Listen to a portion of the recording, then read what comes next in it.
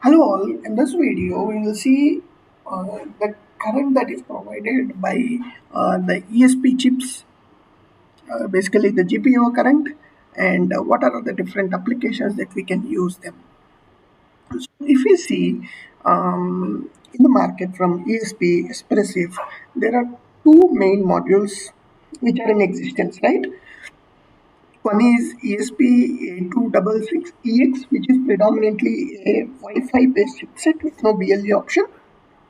This ESP32, which is having Wi-Fi as well as Bluetooth.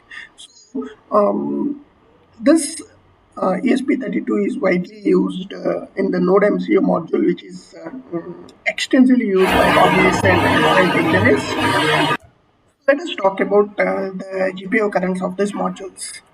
So, if you see this on the right is a ESP8266 based board, which is also called ESP01. And this particular board, as we said, has ESP8266EX chipset. So if we go through the datasheet of ESP8266, it supports around 12 milliamps maximum of IO current. So that means each IO can provide a maximum of 12 milliamps. So that is what the GPIO current that is supported by the ESP8266. And if we go to the ESP32 module, basically the Node MCU boards, right, has ESP32 module, and this module is also called ESP12E. So if you see this, the current, maximum current that is provided, basically this spec says typical current, which is up to 40 milliamps.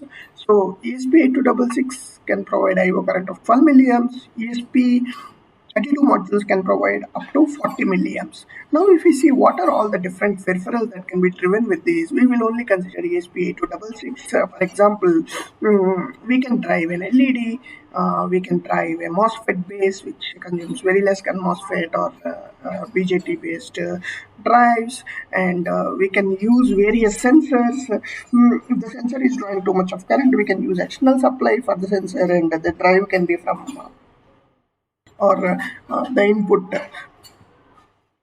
if any inputs are present to the sensor, can be given from the GPIO. Or we can also use buzzer.